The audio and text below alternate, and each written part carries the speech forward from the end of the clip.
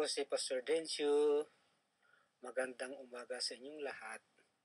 Una sa Panginoon, binabati ko kayong ng happy anniversary and happy holiday. Huwag kayong makakalimot sa paglilingkod sa Panginoon sapagkat sabi ng salita ng Diyos na ang inyong pagtitiis at pagsunod sa kautusan ng Panginoon ay di mawalan ng kabuluhan, kundi pagpapala at pag-ani sa tamang panahon.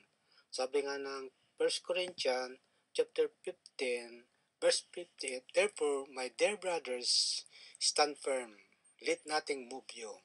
Always give yourself fully to the work of the Lord, because you know that your labor in the Lord is not in vain." God bless TGI Pastor Dencio, and happy anniversary and happy holiday. God bless you all.